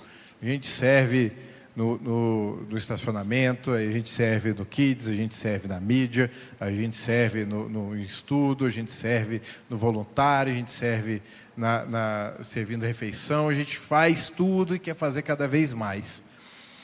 E eu entendo que é importante você servir em outros lugares, até para você poder se achar, se localizar. Davi, ele foi ungido para ser rei, e depois, no dia seguinte que ele foi ungido para ser rei, foi tomar conta de ovelha, depois ele foi levar queijo para os irmãos lá na guerra, foi tocar harpa, foi servir no palácio do rei, virou mercenário, foi trabalhar até para os filisteus. Então ele fez um monte de coisa no meio do caminho, até que chegou o momento dele realmente ser efetivado como rei. Então existe um tempo que você vai servindo em coisas que às vezes não é o central, o propósito principal. Mas depois que você acha, tem um momento da poda também. Não adianta também você ser uma galinha, né? Porque a galinha, ela canta mal, ela corre mal, ela voa mal, ela nada mal, mas faz de tudo um pouco. Você tem que se concentrar naquilo que realmente é o seu chamado central. Então você vai ter que começar a dizer alguns nãos, para falar: olha, isso aqui vai gerar distração, não vou conseguir fazer isso tudo com excelência. Vai ter que ter algumas podas no meio do caminho, para que você, como Jesus disse lá, né? Eu sou a videira verdadeira, meu pai é agricultor. Todo ramo que permanece em mim e dá fruto é podado para dar mais fruto ainda. Então você vai podar, vai tirar os galhos que estão em excesso, para que aqueles que estão frutíferos dêem mais fruto ainda. Então você vai se concentrar naquilo que é o seu chamado central. Como o pastor Gustavo falou aqui, o ensino. Ele certamente já deve ter feito várias outras coisas na caminhada dele, até que Deus foi conduzindo, começava a queimar de uma forma diferente o coração dele pelo ensino, por instruir as pessoas. É aquilo, né? O ensino errado dói dele diferente do que dói em outras pessoas, fica martelando no ouvido, e ele, como que as pessoas não estão sabendo disso ainda? É tão óbvio, aquela coisa queimando, aquela agonia, não, eu tenho que ensinar para a pessoa como é que faz, até que a pessoa vai lá e se descobre: poxa, é isso que eu tenho que fazer para a minha vida inteira. Então, possivelmente, você está fazendo as coisas para Deus, você está buscando agradar a Deus, talvez você vá ter que se especializar um pouco mais e dizer alguns nãos para você render mais naquilo que é o seu chamado principal. Disse, né, que o seu chamado está vinculado àquilo que te gera indignação. E às vezes você está indignado com uma coisa e ninguém fala: gente, mas que besteira. Você fala: mas não pode. A gente às vezes fica assim: meu Deus, como é que a pessoa falou isso? O outro fala assim: importante, o evangelista, né? Importante é Jesus, Jesus é lindo. E a gente, mas não pode falar isso errado. Então, isso está muito vinculado, e a gente vê que os chamados, eles de fato se complementam. Recebemos uma outra pergunta aqui, pastor Gustavo, sobre o serviço na Lagoinha. E eu sei que a gente tem, né, a mesma identidade como igreja, né, com pastoreio e voluntariado. E aqui está perguntando o seguinte: o serviço voluntário na Lagoinha é entendido como estar no altar e o serviço entendido como estar no altar tem o mesmo patamar que outros serviços? Fui clara? Sim, sim, sim. É interessante porque quando nós damos os nossos cursos de voluntários, os primeiros lugares que são apresentados é exatamente nos bastidores, né? Então, algumas igrejas chamam de estacionamento, outros chamam de parking, né? Alguns dizem recepção, outros dizem welcome. Mas, de alguma forma, nós estamos...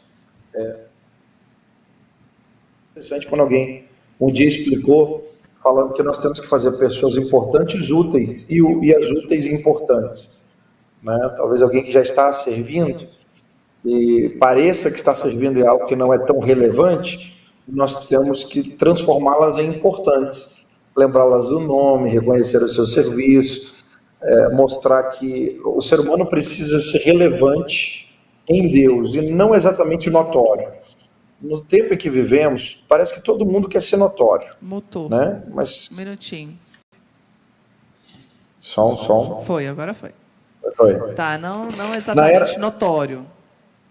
Notório. Na era da comunicação, todo mundo quer ser notório. Mas Deus nos chamou para ser relevantes. Qual a diferença de relevante? Relevante para nós, no reino de Deus, é sermos frutíferos. Às vezes eu tenho um relógio, a parte de cima dele aqui talvez seja a parte mais bonita, mais aparente, ela é notória. Mas se eu tiro essa parte aqui de cima, né, uma parte dessa capa, o relógio continua funcionando.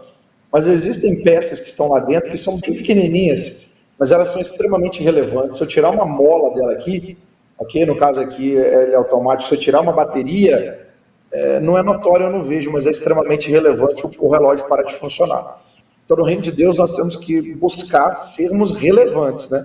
O pastor Tiago começou esse versículo quando Jesus disse em João 15:16, não fostes vós que me escolhestes, pelo contrário, eu vos escolhi a vós outros e vos designei para que vades deis fruto e o fruto permaneça. Então, é o lugar da relevância. Agora também nós fazemos aquele que é importante e útil. Ok, alguém que serve em um lugar de maior notoriedade, nós temos que mostrar que ele não tem distinção com relação ao seu valor. Quer dizer, ele tem que fazer tão quanto a Deus como quem não está vendo, sendo visto, também honrar ao Senhor. Porque às vezes a notoriedade de quem está aparecendo, ele confunde com relevância. E quem não está vendo é relevante, mas é extremamente, vamos dizer assim, gracioso, leva louvor ao Senhor e edifica o corpo de Cristo. Então, assim, a igreja que está confundindo isso, ela vai ter problema no seu serviço. Mas se nós colocarmos isso, baseados em 1 Coríntios capítulo 12, né? Quando Paulo diz que os membros têm igual importância, porque quando um membro é honrado, todo o corpo é, como um desonrado, todo o corpo é, cada um na sua função. Não quer dizer também que eu vou ficar colocando todo mundo em uma função mais notória para que seja relevante, não. Cada um dentro da sua função tem a sua relevância e juntos vai edificar o corpo de Cristo. É o que a gente promove na Igreja da Lagoinha. Perfeito. E isso é tão forte que você falou, vou anotar essa daí. Essa aí eu vou me apropriar dela. Acho que a pastora Natália falou outro dia, né, que uma das formas de você mostrar admiração é a reprodução, você imitar. Então, quando você imita é porque você realmente foi abençoado com aquilo. Da mesma forma, por exemplo, aqui a gente está no holofote, estamos falando, mas se não fosse o Guilherme, o Adalberto, que estão aqui na parte técnica, nada disso estaria acontecendo. A gente já está falando aqui para as cadeiras. Então, a relevância deles é enorme, por mais que eles não estejam aparecendo aqui. Você entender que o que você está fazendo é para Deus e você é uma peça muito importante dentro de toda a estrutura. Tem uma outra coisa também, que aí para a gente sempre estar na posição de humildade. Todos nós somos muito importantes, mas ninguém é indispensável. O próprio Senhor Jesus, ele falou que ele não seria indispensável na missão dele aqui na terra. Isso chocou os discípulos, né? Lá em João 16, ele falou assim, olha, convém que eu vá, porque se eu não for, eu não vou poder enviar o conselheiro, o Espírito Santo. Então Jesus disse, é melhor para vocês que eu vá. E isso chocou. Como assim é melhor Jesus não estar aqui? Porque quando o Espírito vier, ele ia estar habitando dentro de cada um de nós. E cada pessoa ia estar sendo comissionada como embaixador de Cristo. Onde tem um cristão, tem um representante de Jesus Cristo. E quando Jesus estava aqui na terra, tinha que ir lá para Galiléia ou lá para Jerusalém, onde ele estava, para poder se esforçar para tocar na orla da veste dele.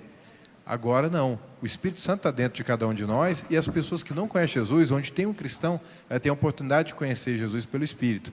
Então, todos nós somos muito importantes, mas ninguém é indispensável. E a gente não deve achar que é indispensável, porque ninguém é indispensável. Porque a obra de Deus já existia antes da gente, existe com a gente e vai existir depois da gente. Então, nós somos úteis, nós somos importantes, não somos indispensáveis. Indispensável só o Senhor. E o privilégio é nosso, né? De poder contribuir. Aproveitando esse assunto, quero convidar aqui o pastor Vlad, ele está aqui nos vendo nos bastidores completamente, mas é uma pessoa que vai representar muito bem isso que a gente está falando, né? Sobre alguém que está aqui no altar, mas durante a semana se aparecer aqui na igreja, né, Vlad? O altar do Vlad aqui é outro. A gente fez a reforma do Kids há pouco tempo, o pastor Gustavo até veio aqui, né, na época. E tá lindo agora, pastor, coisa mais linda, você precisa voltar para ver. Durante o domingo aqui, pastor Vlad, né, ótimo, com microfone, ministrando a igreja, levando a igreja lá no céu, mas durante a semana, como é que você estava aqui, pastor Vlad? Marreta? Primeiramente, boa noite para todo mundo. Durante a semana, a gente faz o que precisar. Faz o que precisa. Aqui. Não, durante a semana a gente faz o que precisar. Arruma todo mundo. Inclusive aqui o cenário, a gente ajuda durante o dia e tudo mais, o que precisar.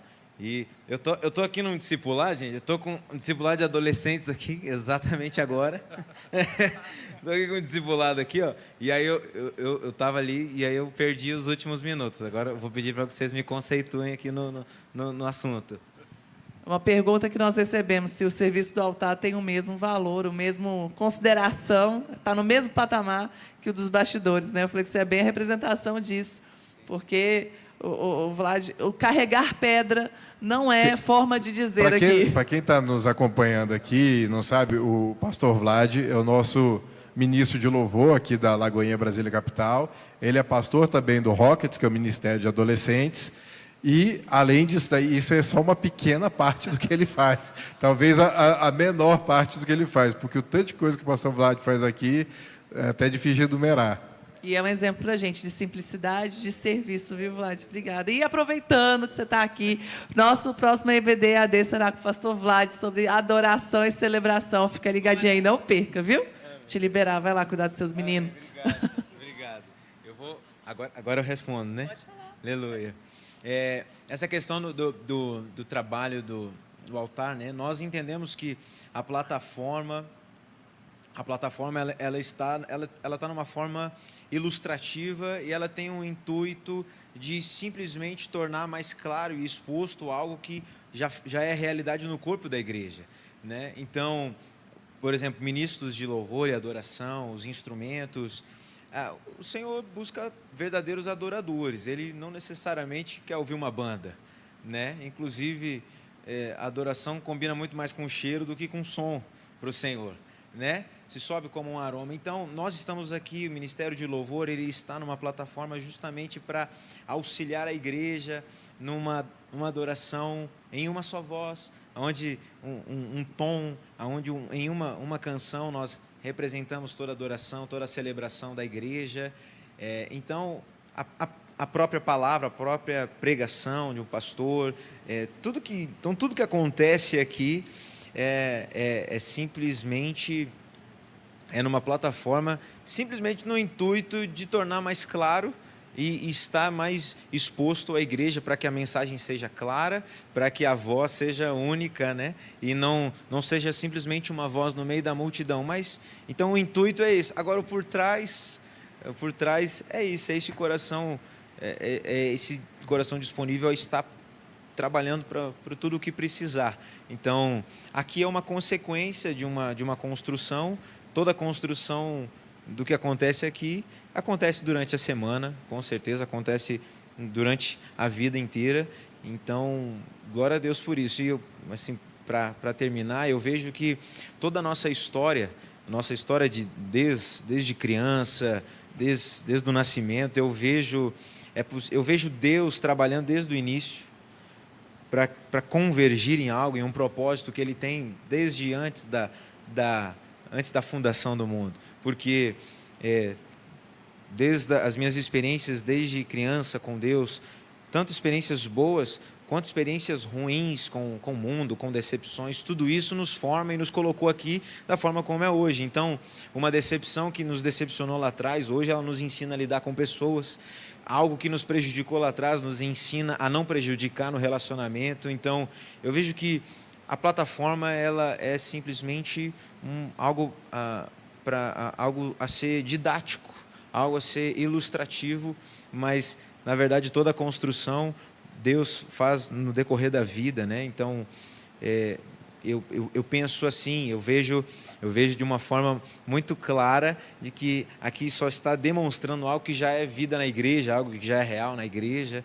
Então, é isso, uma construção que Deus faz antes, nós só expomos aqui aquilo que o Senhor colocar, aquilo que o Senhor fizer, né? Então, espero ter ajudado e respondido. Isso demais, Vlad. Obrigado. E Próximo em breve podcast. vamos estar o próximo podcast, Muito Adoração mais. e Celebração, com o pastor Vlad, Obrigada, Vlad. com o Léo Paixão também. Obrigado, querido. Deus abençoe. Isso aí, pastor Gustavo. Essa aqui é a nossa igreja, sua casa também, né? É muito bom quando a gente se identifica, né? A gente olha assim, tem alguns pastores, essencialmente, que vêm aqui e a gente olha e fala assim, mas já parece que a gente já se conhece há tanto tempo, né? A gente se torna tão familiar. E esse coração da simplicidade, né, ele descomplica todas as coisas, né? Você consegue ser você sem ficar preocupado que alguém vai te diminuir ou não, que você precisa manter sua posição. E o serviço, ele na integralidade dele, né, ele é algo que é feito para o Senhor mesmo, né? Você sempre lembrar da cadeira, né? Deus está vendo embaixo da cadeira do mesmo jeito que Ele vê em cima. Quando a gente está servindo ali no secreto, é o melhor serviço que tem, porque a Bíblia fala que aquilo que a gente faz em secreto, Deus recompensa publicamente, né?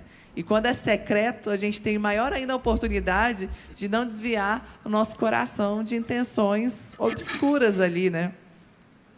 Quer comentar sobre isso, pastor? Eu acho que a fala está bem completa, né? É essa dinâmica do reino de Deus mesmo que vai nos admirando, né? Nos fazendo cada vez mais amar ao Senhor e vivendo para Ele e vivendo para o próximo na relação de Deus, né? Assim, daquilo que Ele nos deu para poder servir uns aos outros. Se nós pensarmos no serviço, na submissão, seria uma das centralidades do Evangelho genuíno, né? A gente faz de forma amorosa ao Senhor, transborda o outro, e isso atrai, né? Manifesta o reino de Deus entre os homens. E é o amor. A última pergunta aqui, falando sobre... Perguntando é ótimo, né? Falando sobre... Há serviços que cobrem mais espiritualidade que outros, Márcio? Olha, eu vou responder com o texto da palavra do Senhor, que está em Hebreus 12, 4 a 8. Porque assim como o corpo tem muitos membros, e nem todos os membros têm a mesma operação. Assim nós, que somos muitos, somos um só corpo em Cristo, mas individualmente somos membros uns dos outros. De modo que, tendo diferentes dons, segundo a graça que nos é dada. Se é profecia, seja ela segundo a medida da fé. Se é ministério, seja em ministrar. Se é ensinar, haja dedicação ao ensino. Ou que exorte, use esse dom em exortar. O que reparte, faça com liberdade. O que preside, com cuidado. O que exercita a misericórdia, com alegria. Eu vejo que todos os trabalhos na igreja, todos os serviços, tem que haver espiritualidade, tem que haver oração. Não é porque eu vou ministrar que eu tenho que orar mais do que eu estarei ali no estacionamento da igreja. Porque no estacionamento da igreja pode aparecer pessoa que vai, através do meu sorriso, através da minha atitude, da minha unção, que eu estarei cheio de unção, vai fazer a diferença na vida dele. Da forma que eu vou trabalhar no Kids. Então, independente do ministério onde você vai trabalhar, você tem que orar, você tem que jejuar, você tem que se preparar. É óbvio que cada um com as suas particularidades, cada um com as suas características. Eu não posso, então eu vou pregar, então tranquilo, na hora Deus vai me usar. Não, eu tenho que estudar, eu tenho que meditar na palavra, eu vou aconselhar alguém, eu tenho que saber lidar com pessoas, como que eu vou aconselhar, como que eu vou falar. Então, buscar sempre, a resposta que eu vejo é buscar sempre a direção de Deus. O Senhor, nessa situação, como o Senhor agiria, como o Senhor faria isso? Então, queridos, eu vejo, no meu ponto de vista, que diferentes dons, diferentes áreas que nós vamos trabalhar, nós temos que ser cheios do Espírito Santo. E estando cheios do Espírito Santo, Ele vai fazer a obra independente, se é no altar, se é nos bastidores, ou sendo igreja lá fora, né? No meu trabalho, na rua, na minha família. Eu acho que a gente pode falar numa diferença aí, não de espiritualidade, mas de responsabilidade, né? Dependendo da função ali que você está desempenhando, existe uma responsabilidade maior. O coração, ele tem uma responsabilidade maior sobre o corpo do que a mão, né? Mas a mão, ninguém quer viver sem mão, né? Você queria... Qual das duas mãos você quer se dispor? Nenhuma. Mas existe uma diferença de responsabilidade, principalmente quanto mais pessoas você está exposto, quanto mais pessoas serão atingidas pelo seu serviço. Isso aí a gente tem que levar em consideração também, né? O que acontece é que, às vezes, a pessoa ela fica mais exposta. Tudo que a gente deve fazer, quando a gente faz da forma correta, buscando glorificar o nome do Senhor, buscando estar cheio do Espírito Santo para fazer, aí encaixa melhor. Só que existem algumas coisas que a pessoa, talvez, fazendo pelo talento natural dela, não fique tão evidente que, às vezes, ela já não está tão conectada com a parte espiritual. Então, às vezes, a pessoa tem uma habilidade natural de tocar um instrumento, por exemplo, ou então ela é muito habilidosa para operar uma máquina, para operar uma câmera, e ela consegue estar fazendo isso daí e fica mascarado. O serviço dela, pela habilidade natural, é tão excelente que, às vezes, a parte espiritual não fica tão evidenciada. Diferente quando uma pessoa vai aqui, vai estar dando uma palavra, vai estar dando um ensino, se ela não se prepara espiritualmente, vai ficar mais evidenciado isso, né? Só que em termos de importância, como a pastora Natália falou, é igualmente importante, porque para quem que você está fazendo? Deus está vendo os dois. Mesmo que você não tenha que pregar, você tem que estar cheio do Espírito Santo para fazer com excelência, porque você está fazendo para Deus. Então a exposição às vezes é diferente, mas o coração deveria ser o mesmo. Isso aí. E é isso, gente. O pessoal estava participando aqui no chat. Muito obrigada pela participação de cada um. Teve uma pergunta aqui que passou, que foi na época, na hora que nós estávamos falando sobre sujeição. E se você conseguir, pastor Gustavo, falar para a gente bem rapidinho com relação a esse fato aqui.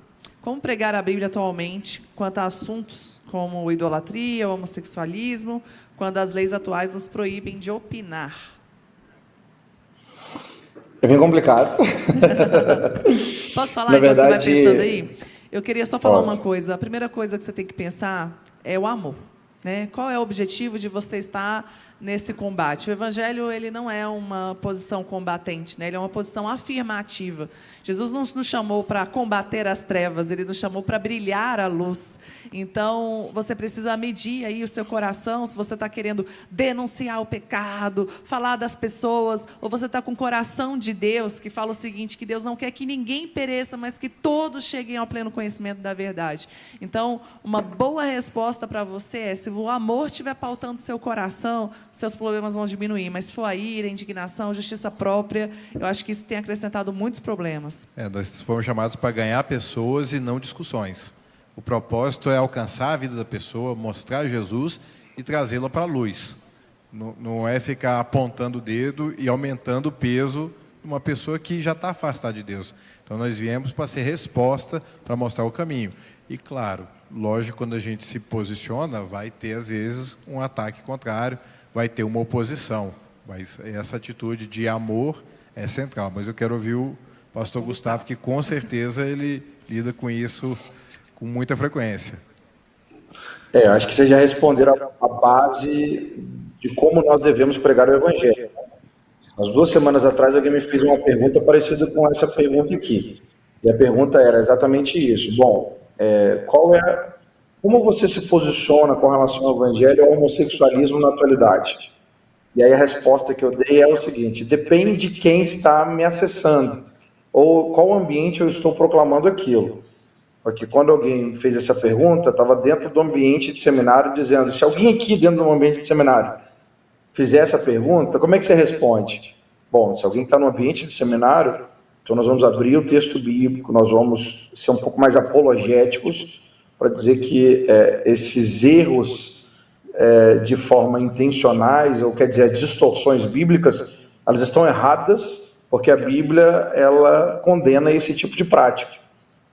Mas se for uma mãe me procurando porque um filho pré-adolescente, adolescente, está tendo traço de homossexualismo, o menino já não sabe direito se definir, está debaixo de uma influência dentro dos seus amigos ou da sua escola, e ela está me pedindo ajuda, eu vou servi-la com todo o amor possível e dar o máximo de recursos bíblicos para que ela possa se posicionar na educação do seu filho dentro do seu lar de uma forma cristã. Se for o próprio adolescente, aconteceu dezenas de vezes, né? Com todo o amor. Pastor, eu já tenho esses desejos, já tenho praticado alguma coisa nesse sentido. O que eu faço? Eu estou me sentindo errado, não estou bem, quero ajuda. Então, a pessoa precisa, como o pastor Tiago disse, precisa ser amada, precisa, na exposição da palavra de Deus, expor o modelo divino, né? E o modelo divino, muitas vezes, é o que falta no coração de quem está tendo problemas porque, por causa da proibição da declaração dos pais cristãos em quem o filho é, para eles mesmos e para o próprio Deus, tem feito com que o adolescente vai experimentar essa definição lá fora, com aquilo que ele ouve de fora, com as suas experiências. Então, assim, esses pais ou esse pré-adolescente dizendo, olha, o propósito de Deus é nos ocupar, se ocupe, vamos aqui, eu vou te ajudar a se ocupar com o plano de Deus para a sua vida, com o propósito de Deus, porque isso em todas as áreas, se nós não estivermos ocupados com a coisa certa, as coisas erradas nos ocuparão. Você está me mostrando um lado, é uma forma, mas cada um de nós lidamos com paixões, porque se todo ser humano viver sobre as suas paixões, né, o caos do mundo hippie, o caos do mundo anárquico, né, sem autoridades e organizações, quer dizer, então nós temos que nos encher daquilo que é o plano e o propósito de Deus, mas isso já foi respondido aí na origem por vocês, tem muito a ver com relação ao amor. Agora, se a pessoa está perguntando assim, eu devo falar ou não, a resposta de forma ampla é sim. Se nós nos ocuparmos com a palavra de Deus, com o estudo da palavra de Deus, a gente vai proclamar a partir daquilo que nós estamos cheios. Então, as pessoas lá fora também precisam de ouvir o texto bíblico. Você pode falar de uma forma moderna, você pode falar de uma forma dinâmica, mas é o texto, né? É a palavra de Deus que salva, que cura, que liberta, que transforma. Então, eu acho que é menos ideologia e mais proclamação do evangelho. Mesmo que eu não vou defender a palavra, eu vou proclamar a palavra e vivê-la em amor, é o que as pessoas lá fora precisam também como instrumento de resgate também. Então, não tira o pé, né? Se encha da palavra e proclama a palavra de forma amorosa, mas simples possível. É a forma. Agora, vai haver vários ambientes que vão tentar nos dificultar, várias situações que vão tentar nos limitar, mas continua da mesma forma, né? Se enche da palavra e proclame a palavra, em qualquer ambiente, em qualquer situação, e o Senhor vai encher os nossos lábios para falar com a autoridade aquilo que Ele tem nos confiado, com a mensagem das boas novas. Amém. Enquanto o pastor Gustavo estava falando, eu lembrei aqui desse versículo que está em Colossenses 4, 5, 6, que fala o seguinte: sejam sábios no procedimento para com os de fora, aproveitem ao máximo todas as oportunidades, e o seu falar seja sempre agradável e temperado com sal, para que saibam como responder a cada um como convém. Então fala que a gente tem que ter uma fala agradável e temperado com sal, então tem que ser relevante, não pode ser insossa. Não é uma coisa agradável que não tem substância. Então tem que ser uma coisa agradável, uma coisa que alcança o coração da pessoa, mas que tenha uma densidade, que tenha um respaldo da palavra, que seja algo que em amor possa estar expondo aquela pessoa à luz, para que ela possa ver o Evangelho de Jesus Cristo. Então, sempre falar de uma forma agradável e de uma forma relevante. Não falar para acusar, não falar para apontar o erro. Satanás já faz isso com todo mundo. Então a gente não precisa ser parceiro de Satanás nisso. Nós temos que mostrar a luz, mostrar o caminho da luz. E sem dúvida alguma, a partir do momento que a gente mostra a luz, as trevas vão ficar evidenciadas e a pessoa vai ser exposta e o Espírito Santo vai poder convencê-la do pecado, do juízo e da justiça. Amém. Glória a Deus. Ixi, se deixar, a gente vai fazer vigília, a gente vai fazer uma EBD de vigília, já. Mas eu queria muito agradecer, pastor Gustavo Poubel, por ter estado conosco, ofertado algo tão precioso que é o tempo, né? Seu tempo para estar aqui conosco, suas palavras, a sabedoria, esse dom que Deus colocou sobre você, do ensino, de abrir, né? Expor algo que às vezes parece tão complexo, mas de uma forma tão simples e tão prática. Muito obrigada, pastor Gustavo, você contribuiu demais conosco, com todo mundo que está assistindo e com todo mundo ainda que vai assistir a esse podcast aqui. Muito obrigado pelo convite, obrigado por sempre me receberem na Lagoinha, Brasília, capital, com uma honra, um carinho, muito maior do que eu mereço, é a graça de Deus na vida de vocês. E poder ter um programa tão relevante, né, de podermos ter a Bíblia aberta através de um excelente debate, né, na verdade um diálogo, para que a gente possa conferir uns com os outros, né. Nada do evangelho é escondido, oculto, né, tudo é conferível e proclamável. O próprio Jesus disse para os discípulos que eu falo com vocês as ocultas, proclamem aos telhados, né. Então nós estamos fazendo isso aqui agora de forma digital, né, que vai chegar em potencial milhares e milhões de pessoas. E como é bom, né, conferir o nosso coração com a palavra de Deus e conferir a fé bíblica com a vida de outras pessoas também, tão maduras como os pastores aqui que estão fazendo parte dessa roda junto comigo. Muito obrigado. E projeto lindo. Nós que agradecemos, estamos com saudade já. O Thiago estava aqui se lembrando dos pregadores do telhado, você conheceu? Sim. Quem nunca, né? Só quem não ouviu rádio. Pastor Thiago. E muitíssimo obrigado você que nos acompanhou aqui, que está ouvindo esse podcast, que a nossa oração é que essa palavra ela se torne vida e você possa colocar em prática. O nosso propósito aqui é esmiuçar a palavra de Deus para que ela se torne simples, aplicável e que você possa desfrutar de todas as bênçãos que o Senhor tem para você por meio da obediência à palavra. Mais uma vez agradecer ao pastor Gustavo Poubel por esse tempo maravilhoso que tivemos aqui, pela disposição que ele teve desde o primeiro momento em estar participando aqui conosco, com uma agenda super corrida, a gente passou qualquer data, pronto. A gente não pode perder essa oportunidade, muitíssimo obrigado, e que Deus abençoe, esteja fazendo você frutificar cada vez mais, em nome de Jesus. Pastor Márcio agradeceu, muitos não sabem, mas Márcio é pastor, Marcinho é pastor, né? E já tem uma longa caminhada aí. Eu quero te agradecer também, Márcio, pelo ensino que você trouxe ontem aqui, através da submissão do serviço. Edificou muito a igreja e a gente ainda está ruminando cada uma daquelas palavras. Obrigada pela sua presença hoje aqui também.